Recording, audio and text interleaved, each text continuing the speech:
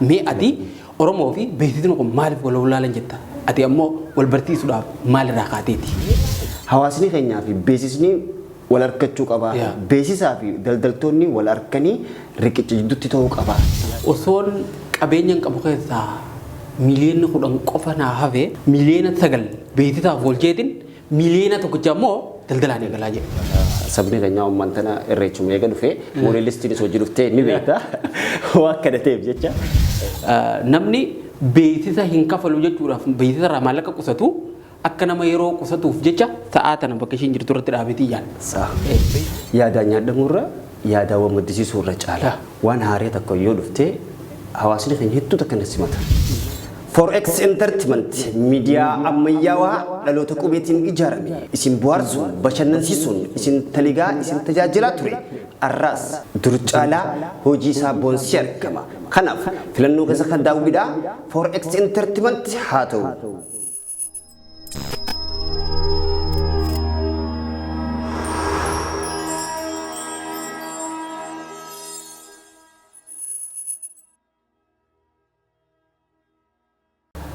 Akkam jirtan kabajamtoota hordoftoota Forex Entertainment kun qophii keenya torbaanitti yeroo takka Forex Entertainment irratti nu dhiyaatu qophii keenya qophii keessummaati. Qophii keessummaatiin irraan tana dargaggeessa piroojeektii haarawaa qabatee dhufe tokko qabannee ati nu dhufnee jira. Dargaggeessa irraa nu wajjin jiru kun eenyu maal harkaa qaba laata? Hanga dhumaa sagantaa teenyitoon waliin turtan qophii keenya irraa waan hedduu akka hubattan shakkiitti kan qabnu hanga dhumatti nu faana turaan ammoo afeerraa teenyitan kabajaan. Tole. يا مجرين خبجي روتي قالي أرتسا قوتي هذا تنور قمو خديت itu segala tu. Sinis akan hawas kaya jin aswa erga kaya aksumas waran nembelin nawaranif cara belah naf site ani yohan naf kan tadi nayam ko sanif kudda galatoma ware Forex Entertainment. Itu sekarang ulfado madurle Forex Entertainment rati tapi kah tadi alat temu social media rati خدتو والتجيله غرغر رتي يروتي ملتو نمني دون سبيخه خوم تفكر نتو تمو مقا خيتي في مي نموني سمبيني وخجرات انتادي مقان كيا ان اوبساير دوان جاما اوبساير دوان محمد خليل لديغا باوروميا مقالا تريلواتين لدي اچمتين بردي اچمتين متدسي اما خنين جرا دوغا بيو مقا خيسا بيو بسي مقالا كايرو يوخا مقالا برا خيسا جرا مستبرا Magalan nanti kan tiba. Tele itu berada jitu karena wang gudda tu ko kabate akas bahati dah harga jiru social media reti wang ko dama jiru projekti wahi kabate ufu heti harga jiru tandura mo media le gara-gara fi social media kan reti nama balinan untuk tak gara-gara wajib tu reda kasuma walte jile gara-gara gestu dan bekam ta. Karena Allah temo jitu karena waan adda tokko projektii guddaa tokko social media irratti qabatee namoonni hedduun qooda hoggaa jiran agarra mee waan kana wal qabatee wanni ati qabatee dhufte kun maaliif keessaa qaba maal godhuuf deemta? Egaa gaaffii bareedaadha na gaafattee duraan dursee warreen gartee yaada keessan fudhatanii itti gammadanii gammachuudhaan na simatanii waliif qoodaa ture hawaasa kiyya xiqqaa guddaa warreen qaamaan lafattis miidiyaa irrattis ergaa garaagaraa na dabarsaa ture waliifillee qoodaa turan galatooffachuun barbaada. Kana beekuus kana hin beeknes taanaa jechuudha. Itti aansee piroojeektii kana kan hin jalqabee or advertaayis jedhama. OR advertaayis jechuun moggaasa biraallee osoo hin taane obsaa Ridwaan advertaayising yookaan dhaabbata beeksisaa obsaa Ridwaan jechuudhaani piroojeektii kana qabadde. Piroojeektiin kun beeksisa irratti hundaa'ee yookaan dhaalee isaa gartee waan takka qabattee namaaf ergaa san bakkee san barbaadan san gahuudhaaf kanaan qabadee dhufe. Yaa hedduu bareedaadha. Keessattuu nuti karaa beeksisaa kanaan sabni Oromoo kun akka wanti dubbatti hafneetti xiqqoo amma yeroo hedduu waan kana ni dubbadha sabni biraa sarbiisa xiqqaa tokko yookaan tajaajila xiqquma tokko yookaan qabaatan taate akkasuma piroodaaktii yookaan oomisha wayii xiqquma tokko yoo qabaatan beeksisa guddaa irratti godhataniiti waan san guddisuudhaaf beeksisaan guddisuuf tattaafatan. Nuti ammoo dhaabbileen sarbiisni fi akkasuma warri beeksisan wal quban qaban miidiyaa irratti beeksifatuu kanaan hanga sun mul'atu sooshaal miidiyaa irratti ta'ee miidiyuma maas miidiyaan illee dhaabbilee Oromoo yookaan sarbiisa Oromoo hedduu beeksifamu kana argaa hin turre ati waan kana kan godhu nama ani akkuma dugatti nama waan kana jajjabeessuu fi waan kana kun yeroo dheeraa bachaatiin turelleedha waan kana eegaluun kan ta'e gammachuutti qaba mee ati Oromoo fi beeksisni kun maaliif wal walaalan jetta ati ammoo wal barsiisuudhaaf maalirraa kaateeti hedduu takka galatoomii gaafii bu'uuraa gaafattee dhugaa dubbachuudhaaf beeksisa kanaan adda addatti inni dalagaa ture naaf haaraa miti addatti ammoo uummata keenyaaf beeksisni kun akka waan biraa yaanii hubachuu danda'an beeksisa jechuun bu'aa qaba kisee jennu hawaasni keenya akkuma aartiitti wallistoonni yaamaa turan aartii keessatti ergaa garagaraa dabarsaa turan karaa qabsoottis yaamaa turan ergaa mataa isaanii dabarsaa turan jechuudha. Akkasuma yoo karaa gartee dhaabbata gartee beeksisa adda addaatiin haa ta'u waadhaalee suuratti waa beeksifachuu irratti namni keenya booda antummaa qaba akka waan akka itti ilaalanii beeku. Fakkeenyaaf yoo fudhatte ani wayyaanni guddaan irra dhaabbadhee waan kana ijaaruu danda'e hawaasni keenyaa fi beeksisni wal harkachuu qaba. Beeksisaa fi daldaltoonni wal harkanii riqicha jidduutti ta'uu qaba. Yaada joora dhaabbadheetiin fakkeenyaaf yoo fudhatte addunyaa kanarra dhaabbata adda addaa jira. Kaampaaniilee adda addaa fakkeenyaaf amma Coca-Cola fudhattees akkasuma dhaabbattoota meeshaalee adda addaa oomishan. Waggaatti waan gartee daldala galii irraa argatan caalatti waan kana maqaa isaanii beekamtee akka argatuuf waan ispoonsara godhanii jechuun kafaltii kafalanii beeksifachuu jaalatan. Maaliif jennaan waggaa takka yoo beeksifatan waggaa kudhan ammoo bu'aa isaan irraa argatan maamiltoota hedduu argatan. Kanarra dhaabbatanii hawaasni keenya waan kanarratti booda'anii jirra. Hawaasni keenya dhaabbata gartee waa'ee faayidaa beeksisaa kanarratti hubannoo qabu. Hubannoo laachuufis bareedaadha fuulduratti takka filama jennee ni kaafna.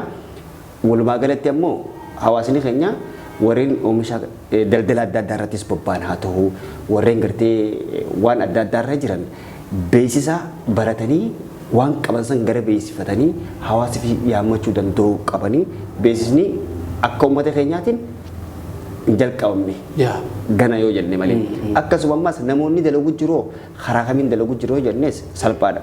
Miidiyaan kun wanni dhufeef beeksisuma waan akka waan biraati miti. Miidiyaa wanni dhufeef nuti dhimma biraa irraa fayyadamuu jirra malee dhimmi irraa fayyadamuu qabnu dhimma akkanaa kana. Akkuma riqicha uummataa jaametti miidiyaan beeksisa kana miidiyaadhaa yeroo dabru namni waan qabu san achirratti gisee beeksisee maamilli kunis waan barbaadu achirra gisee dhaqee dhufee sirraa fayyadama jechuudha. Kanaafuu beeksisaa fi uummanni keenya ganaa wal harkachaa jiranii akka wal harkataniif ammoo hojjechaa turanis haa galatoomanii ni hojjenne jennee hanqina jiru badheetumaan gama kanaan dhufe. Hedduu bareedadha. Wanni ati eegaltee maal jaateete biliineerri addunyaa kanaa bilgeet osoon qabeenyaan qabu keessaa miliyoona 10 qofa naa hafe miliyoona 9 beeksisaaf oolcheetiin miliyoona tokkicha ammoo daldalaan eegalaa jedhe. Shuuf miliyoona 9 yoo daldalaaf oolchee miliyoonni tokkichi daldala sanirraa ka'ee waan guddaa akka fidu beeka. Isaa keessaa tokkotti waan irraa hubadde beeksisni humna inni qabu himuu barbaadete ammoo akka kanatti namni ammas jechi tokko jira namni beeksisa hin kafalu jechuudhaaf beeksisa irraa maallaqa qusatu akka nama yeroo qusatuuf jecha sa'aa tana bakka isheen jirtu irratti dhaabetii yaadda. Beeksisa jechuun waan salphaadhaa miti. Akka nama sa'aa tana qusachuudhaaf yeroo na jalaa dhuma jee sa'aa bakka tanatti dhaabee taa'ee eeguuti. Sa'aa tanteetu dhaabbate malee hin dhaabbanne bee maallaqa qusattee piroodaaktii kee yoon maallaqa baase maallaqa na jalaa dhuma jechuudhaaf jecha namni qusatee akka nama sa'aa yeroo qusachuuf dhaabeeti. Kana jechuun namni tokko waan tokko irratti yoo bobba'u taate namni yoo hin beekne maamila isaa argatta. Maamila ganda keetii qofa naannawa biraatii nama harkisuu hin dandeessu. Namni ganda keessatti maal akkaatii qabdu hin beeku. Social media yookaan miidiyaan dhugumatti waan salphaadhaa miti. Mee ati amma ammaan kana egaa piroojeektii dhaabbata OR advertising kana eegaltee jirta. Kana keessatti wanni inni of keessaa qabu maal? Beeksisa gosa akkamii beeksisuufi? Beeksisa fakkeenyaaf biyyoota kam fa'aa dhaqqaba beeksisni waan jiru wal qabsiisee nuti himne. Okay, OR advertising daangaa hin qabu akkuma ati na gaafatte ani jireenyaan biyya baqaa keessa jiraadhus akkuma social media irratti argamu bobbaaneetuma yeroo riibaatiin jira jechuudha baqattummaa keessatti. OR advertising osoo qabxii kaaftetti hin deemne duratti wanta akka kadiyaati kaafte takkaa ture yaadaata kaafte san yaada irratti xiqqoo dabalata kan nu barbaada. Beeksisa jechuun haalaan faayidaa qaba. Fakkeenyaaf birraan irraan tana ka'ee mana takka banatee kosmootiksii hojjete kosmootiksii inni hojjetu kun kan dubartiitti moo kan dhiiraati hubachiisuu qaba beeksisuu qaba ibsuu qaba jechuudha. Lammataa wantoota gartee meeshaalee kosmootiksii kana keessaa qaban shaampoo qabamu saabuna qabamu shittoo qabamu waan adda addaa jira. Meeshaalee namni fayyadamuudhaaf barbaadan guututti guutatee jira. Eeyoo guutatee jiraatee qabatee harka maratee taa'a. Kan hunda baraara nuti amma dhaabbanni wanti warreen gartee advertaayisii beeksisni kun akkamitti baraaranii beektaa meeshaa ati biyyoota adda addaa irraa galchitus biyya keessa jiraattus waan qabattee ati dukkaana kee yookaan hulaa barattee teessisanii waan akkanaa qabaa wantoota akkanaa kana yoo achi deeqanii argattanii kanaaf kottaa irraa fayyadamaa jetteen maamilli waan kana gartee barbaadaa ture isaa argadha jee yaaddawaa ture dhufee gaasaa irraa fayyadame fiifis waan gartee duraan yaaddaa ture yaadamee fadhiisaa guutatee argatee jira.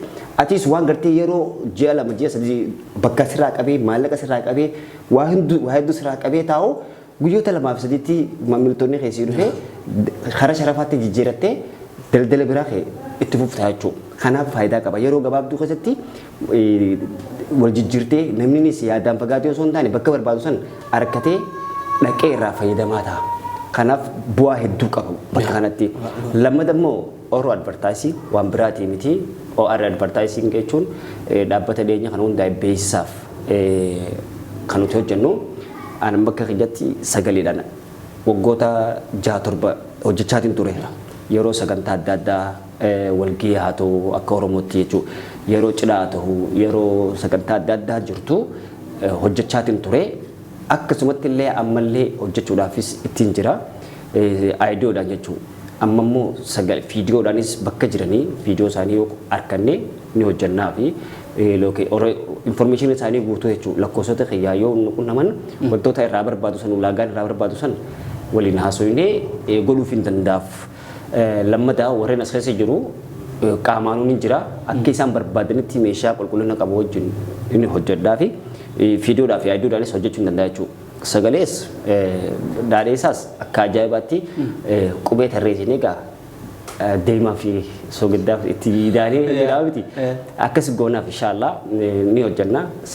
Kan biraa immoo dhaabbanni keenya wanni inni hojjetu beeyi isaan alatti meenuu warreen akka mana nyaataa qaban warreen akka farmaasiis haa ta'u meeshaalee gurgurtaaf dhiyeessanitu jira. Akkasumatti illee warreen dhaabbata adda addaa qaban waan silaa qaban san bifa meenuutiin dhiyeessinee fi dizaayin goonee fi achirraa akka maamiltoota isaaniitiif hiran irrattis ni hojjenna. Kana qofatti hin dhaabbannu namoonni miidiyaalee adda addaatiif akkasumatti illee waan intartimentii adda addaa hojjechuu barbaadan yoo loogoo barbaadan intiroo barbaadan ni hojjenna. Kun amma qaamota gartee waan kanaan jalatti ijaaramanii wajjin hojjechuu jiru jira jechuudha. Beeksisni keenya daangaan qabu kanuma waan barbaadan hundaa'u ni argatan gara advertising waan isaan itti haajaman gara miidiyaatiin. Hedduu bareedaadha. Amma egaa beeksisni akkuma beekamu sooshaal miidiyaa irratti kan dhugaa bu'ee jira. Even dhaabbileen gurguddaan hundi tiiktookaroota fi namoota sooshaal miidiyaa irra fayyadaman kan adda addaati beeksisa hojjechiifachaa jiran. Namni keenya immoo rakkinni dhaabbilee bira jiraate waa nama beeksisuuf dhabanii taate hanga sun ta'a wal qaban qaba. Ati amma waan kana furuudha. Tataa finatti godhaa jirtu hedduu bareedaadha. Akkaataan beeksisa itti hojjettu fakkeenyaaf dhaabbanni kun amma jaarmaya yookaan dhaabbata mataa keetii kaatee hundeessiteedha. Namoota waliin hojjechuutu jira immoo fakkeenyaaf waan tokko beeksisuudhaaf moodeelistiitu barbaachisaa. Yoo waan dubartii ta'e dubartii, yoo waa'ee uffataa taate namoota wajjin hojjettu, yoo waa'ee faarmaatii taate namoota waliin akkasitti wantoota waliin hojjetuun dhaabbanni ka'ee namoota akkasii waliin hojjettu qaba moo waan fuuldura ganaa hundeessitee namoota waliin hundeessitu. Dhaabbata kana dhaabbataan silaa fuuchariidhaaf biyyoota gartee abjuu teenyaan eegaa ture san manaa bakka ilaalaa ture san keessatti lafa kaa'ee yeroo dheeraa akka iccitiitti qabee taa'u ture. Garuu wanni gabbeef hanqina jiru sabaaf dura mataa kiyyaaf hin fayyadaa osoo hin taane saba fayyaduudhaaf tattaafachuu qabdu waan dandeessuudha. Beeksisaan hojjedha jechuun si hafalee hojjechuu qofa osoo hin taane nama takka sababa keetiin ati waan hojjetteef yoo itti milkaa'e gammaduu qabdaaf. Kanarra dhaabbadhee namoota keenya hawlaa cuccufatee tattaafuu waan takka irratti hojii isaanii afaan wallaaleetu waan kan akkaan gabbaasu na godhe. Amma akkuma ati gaaffii kana irratti yoo deebi'e dhaabbanni keenya ulaagaati jettu kana keessaa muraasa guutatee jira. Kaan ammoo guuttachuudhaaf itti deema. Fakkeenyaaf warreen gara miidiyaatiin barbaachisu guutuudha.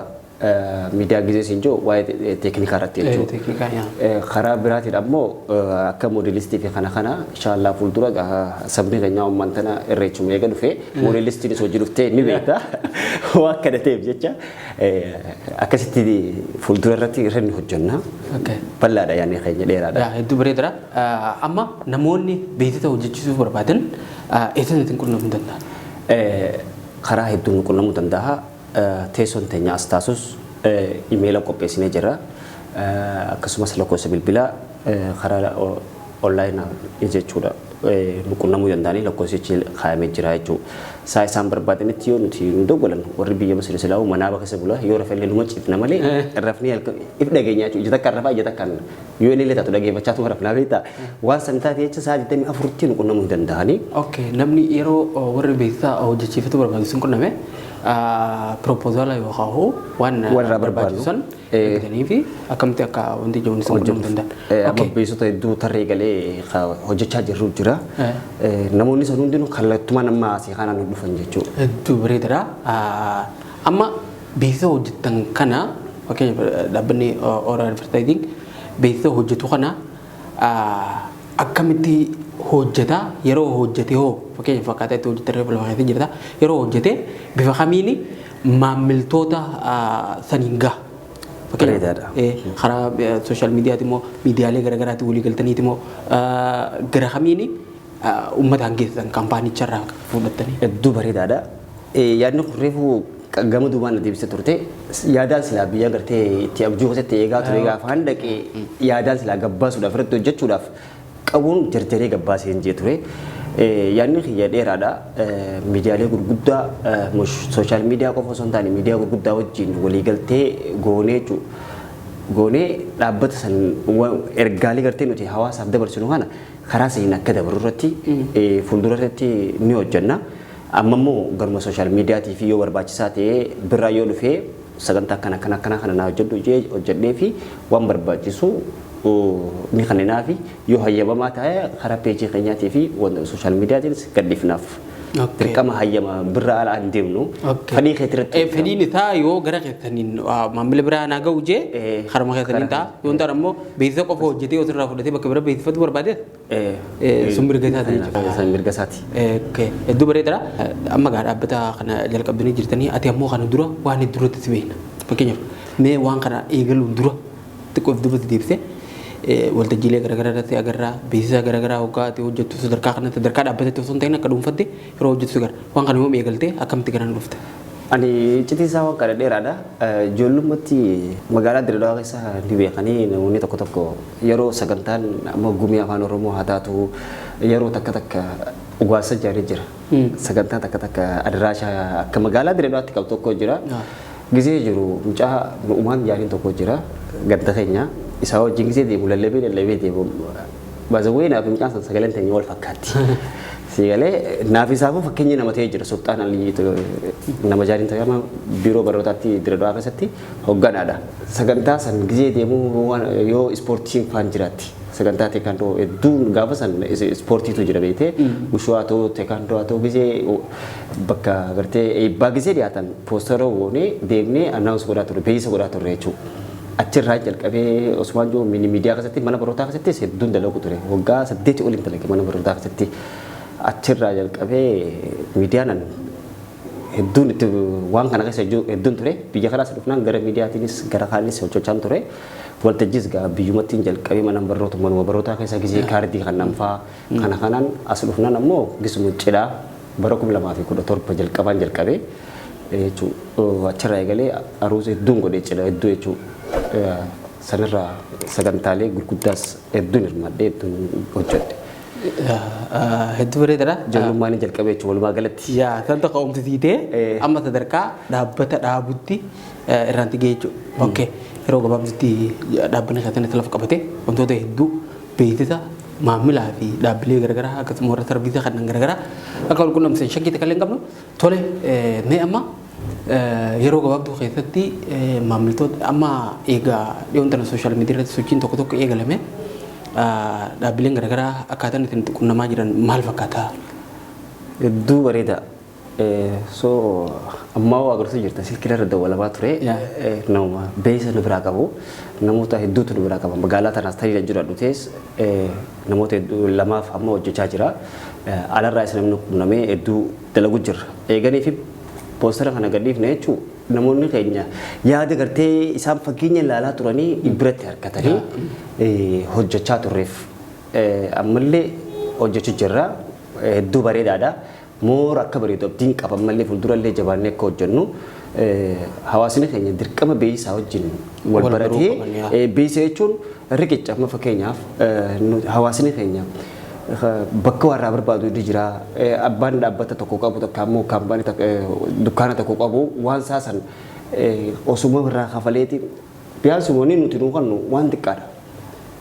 Faayidaa waan nuti goone kana booda argatu irreedduu arreeyoon fi beeysa tokko hojjifate waggaa takka waggaa lama hanga waggaa kudhanitti illee taatu ittis beekamtii argata lamada maamiltoota heddummeeffata faayidaa irraa guddaa argata jechuudha beeysa kanarra nurra isaatu irra caalaa fayyadama argata kanaafuu bareedaadha hojiin beeysa deemaa jirtu. Dhugumatti hedduu tokko bareedaadha mee sagantaa keenya gola bu'uura fillee dhiyaannee jira osoo golabin duratti garuu mee namoota nu daawwachaa jiraniin beeksisni itti nama hojjechaa jirtan kun akkamitti akka isin qunnaman reemtan illee xiqqoo kaaftee jirta garamiin akka isin qunnaman wantoota akkamirratti akkamii hojjettan bifa akkamiin akka hojjettan gabaabsitii itti himi sagantaa keenya golabna.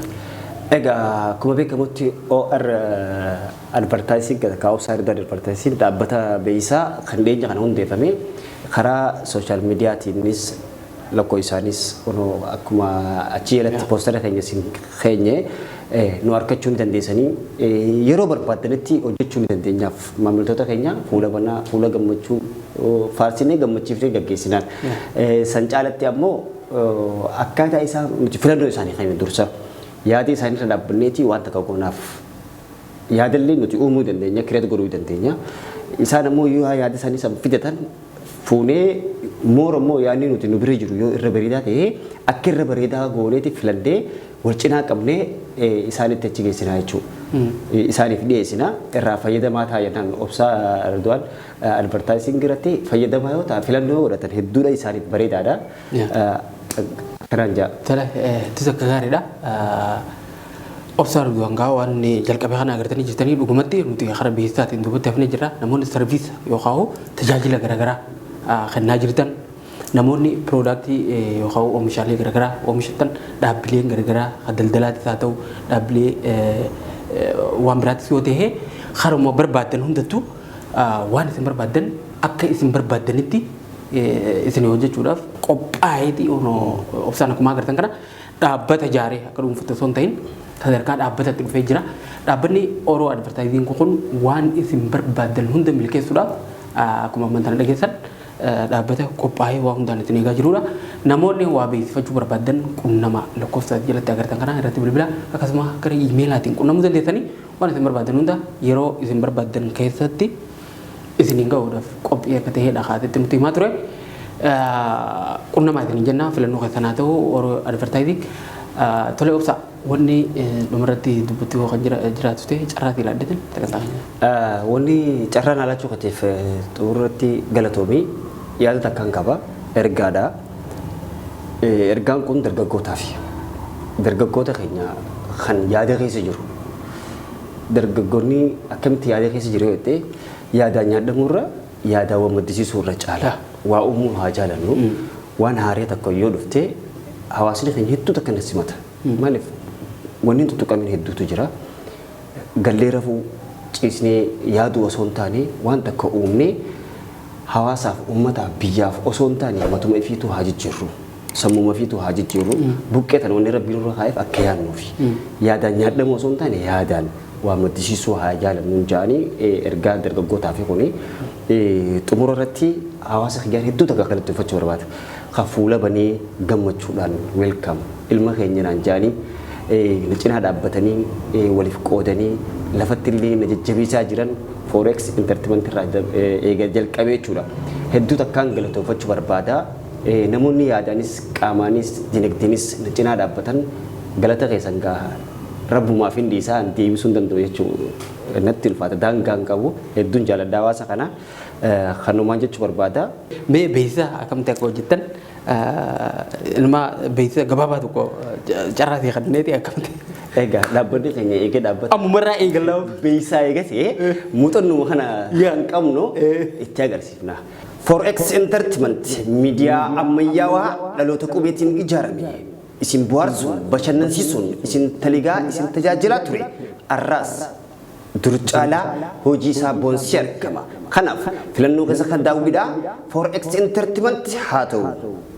Thank you galatoomna dita kalfaadha dhugaatti dubareedha dandeettii ati beeksisa qabduu fi akkamitti akka ati beeksiftuu duraan kan argaa turredha moor kana caalaa fooyyessitee bareechitee waan adda addaa itti hidhaatee akka ati hojjettu shakkii takka illee hin qabnu namoonni viidiyoo kana daawwachaa jirtan yookaan hordoftoonni Forex Entertainment filannoo keessan kan beeksisa obsaa Ridwaan yookaan Oromoo Advertising akka ta'u gammamaan isin afeerraa tole obsaa. Yaamcha keenya kabajee yeroo ta'e qaalii aarsaa guutee asitti yeroo argamu kan ta'e feetus akka galatoomee irra deebi'ee. Wallaahi galanni keessan guddaadha. Isinillee mucaan kun maal qabatee dhufee jettanii yaada qofaan osoo hin taane qaamaanuu dhuftanii mi'a erguma waan isa keessa jiru hobbaaf hojjettanii waltajjii bareedaa kanarratti sa'aa teessan guddanii na afeeruu keessaniif hedduu takkaan isin galatoomfadha. Forex akkuma nan jee hawaasni akka jaalatan akka waliif qoodan abdiin qaba guddaa galatooma. Ulfaadhootillee.